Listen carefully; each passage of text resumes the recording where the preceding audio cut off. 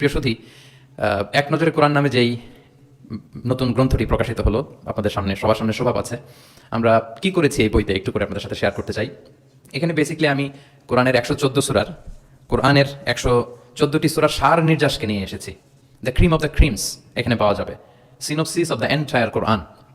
পুরো কোরআনকে যদি সামারি করা হয় বা কোরআনের কি ফ্যাক্টগুলোকে যদি নোট ডাউন করা হয়, ওইটাকে যদি সুন্দর করে ডিজাইন করে সাজানো হয়, তাহলে যেটা হবে সেটাই হচ্ছে এক নজরে কোরআন। এই কাজটা আমরা করার চেষ্টা করেছি এবং এই বইতে কোরআনের তথ্যগুলো, মেসেজগুলো আমরা খুব সহজ ঝরঝরে বাংলা ভাষায়, যেটা পড়তে কষ্ট হবে না বা বোরিং ফিল হবে না, একাধিকবার সম্পাদনা করে করে এটাকে পলিশড করে একটা ঝরঝরে বাংলায় আমরা উপস্থাপনের চেষ্টা করেছি। এবং সবচেয়ে মজার ব্যাপার হচ্ছে কোরআন নিয়ে এই ধরনের কাজ খুব কম। কোরআনের যে কোর মেসেজগুলো, এগুলোকে ইনফোগ্রাফি দিয়ে ফুটিয়ে তোলা হয়েছে। ইনফোগ্রাফিতে আমাদের একটা আকর্ষণ থাকে, দেখলে সহজ লাগে, বুঝতে খুব সহজ লাগে এবং পাঠকদের সুবিধার্থে ছক বিন্যাস করে কোরআনের মেসেজগুলো এখানে আমরা উপস্থাপনের চেষ্টা করেছি। তো আমি আশা করি যে এই বইটি আপনাদের সকলের, যারা মাদ্রাসা ব্যাকগ্রাউন্ডের কিংবা জেনারেল ব্যাকগ্রাউন্ডের, সকলের উপকার হবে। আর কারো উপকার হোক বা না হোক, আমার খুব উপকার হবে।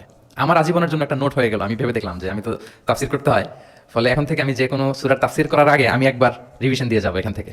মানে আমার জন্য একটা আজীবনের কাজ হয়ে গেছে। সত্যায়নকে আমি আবারও ধন্যবাদ জানাতে চাই যে আমার তাফসির প্রোগ্রামের যেই হোমওয়ার্ক বা ম্যাটেরিয়াল রেডি করা, এটা ওনারা সহজ করে দিলেন এই কাজের মধ্যে দিয়ে।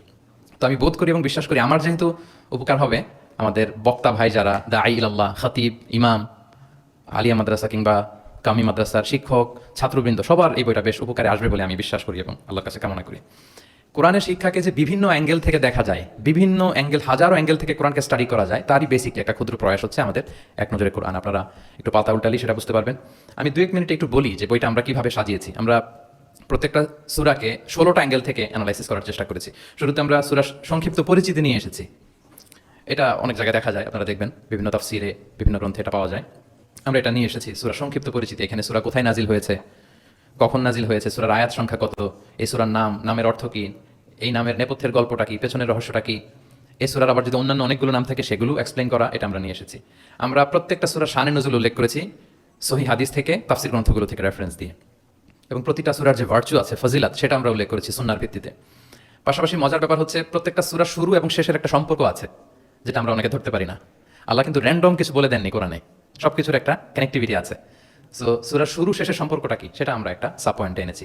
পাশাপাশি এই সূরার সাথে এই সূরার আগের সংযোগটা কোথায়, এবং এই সূরার সাথে ডিরেক্টলি এই সূরার পরে যে সূরাটা আসছে সেটা সংযোগটা কোথায়, সেটা আমরা এখানে নিয়ে এসেছি। পাশাপাশি সূরার মূল শিক্ষাগুলোকে আমরা কয়েকটা সেগমেন্টে ভাগ করেছি, বেসিক্যালি 3টা সেগমেন্টে। প্রত্যেকটা সূরার যে মূল বক্তব্য, মৌলিক কথাগুলো আমরা 3টা সেগমেন্টে নিয়ে এসেছি, যাতে সেগমেন্টগুলো দেখলেই একজন পাঠক, একজন শিক্ষার্থী সহজেই শিক্ষাগুলোকে আত্মস্থ করতে পারে। তারপর গতিপথ নামে আমরা, এগুলো হচ্ছে আমাদের ইউনিকনেস, এরকম দেখা যায় না। প্রত্যেকটা সূরার মধ্যে গতিপথ নামে একটা টাইটেল আপনারা পাবেন। আপনারা জানেন যে কোরআনের কথাগুলো প্রায়ই আলোচনার মোড় চেঞ্জ হয়। আল্লাহ হিস্ট্রি দিয়ে শুরু করেন, হিস্ট্রি বলতে বলতে হঠাৎ আল্লাহ আবার জান্নাতের ভেতরে ঢুকে যান, জান্নাতের পরপরই আবার জাহান্নামের কথা বলেন, এরপরে আবার কিছু ডুজ এন্ড ডোনস, কিছু ইনস্ট্রাকশন। তো সাধারণ মানুষের এই ডটগুলো কানেক্ট করতে একটু সমস্যা হয়। We connected the dots. গতিপথ দিয়ে আমরা বুঝিয়েছি যে কখন কোথায় আলোচনার মোড় নিয়েছে, একটার পর একটা কিভাবে আসলো, এই সিকোয়েন্সটা আমরা গতিপথে উল্লেখ করেছি।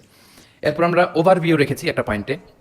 ওভারভিউ হচ্ছে সূরার আয়াত ভিত্তিক বা রেঞ্জ ভিত্তিক এই সূরাতে কি নিয়ে আলোচনা করা হয়েছে তার সার নির্যাস। সূরা যত বড় হোক, 10টা কলামে আমরা নিয়ে এসেছি। যেমন সূরা বাকারা অনেক বড় সূরা, 286টা আয়াতের সূরা, কিন্তু 10টা কলামে যদি আপনি দেখেন এন্টায়ার সূরা বাকারাতে কি আছে, সার নির্যাস আমরা এখানে উল্লেখ করেছি। এরপর মেজর থিম উল্লেখ করেছি। বিভিন্ন বিষয় নিয়ে প্রতিটি সূরাতে আলোচনা হলেও কিছু ফোকাসড পয়েন্ট থাকে একটা সূরা, সেগুলোকে আমরা মেজর থিমে এনেছি। এরপর আমরা সেন্ট্রাল থিম রেখেছি, একটা সূরার কেন্দ্রীয় আলোচ্য বিষয় কি। এই বইয়ের কাজ করতে যে সবচেয়ে বেশি কষ্ট হয়েছে আমার এই সেন্ট্রাল থিম বের করতে, কারণ একটা বড় সূরার সেন্ট্রাল থিম নিয়ে আসা অনেক জটিল। আমি যদি আমার এই জার্নিটার সামান্য একটু আমি কয়েক সেকেন্ডে শেয়ার করি। লেটস সে সূরা বাকারার সেন্ট্রাল থিম আমি কিভাবে বের করেছি।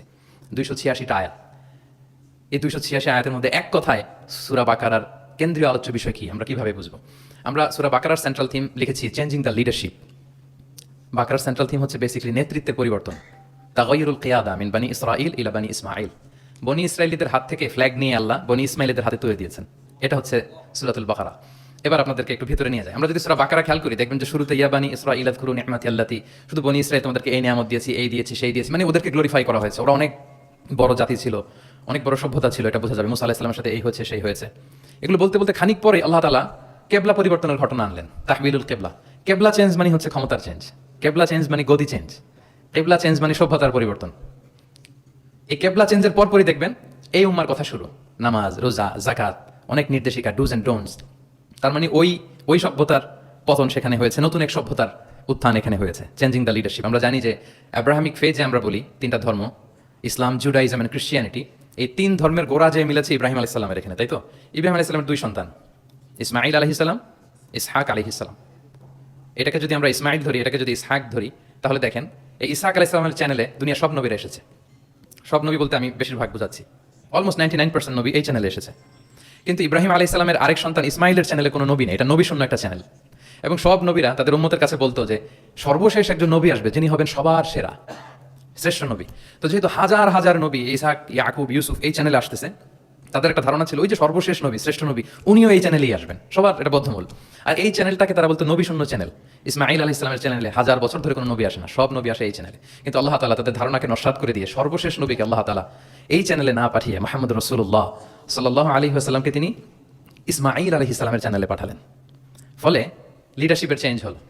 এইভাবে আমরা সূরা বাকারার সেন্ট্রাল থিমকে আইডেন্টিফাই করেছে, চেঞ্জিং দ্য লিডারশিপ ফ্রম বানি ইসরাইল ইলা বানি ইসমাইল। রাসূল সাল্লাল্লাহু আলাইহি ওয়াসাল্লাম কিন্তু বনি ইসরাইল ছিলেন না, তিনি ছিলেন বানি ইসমাইল। এভাবে আমরা সেন্ট্রাল থিম বের করেছি। কজ এন্ড ইফেক্ট নামে একটা, এগুলো আপনারা সোশ্যাল সায়েন্সের বিভিন্ন বইতে পাবেন। তাফসির মধ্যে সাধারণত আমরা আমাদের ক্লাসিক তুরাসি বইগুলোতে দেখি না, কিন্তু আমরা কজ এন্ড ইফেক্ট রেখেছি। প্রত্যেকটা সূরার একটা নির্বাচিত আয়াত থেকে একটা কারণ এবং এই কারণের প্রভাব। ওয়ালাউ আন্না আহলাল কুরা আমানু ওয়াত্তাকাউ লাফাতাহনা আলাইহিম বারাকাতিম মিনাস সামা। বিসমিল্লাহ, এখানে রাখি আর বিসমিল্লাহ। এর أعوذ بالله من الشيطان এটা الرجيم বিসমিল্লাহ বলে।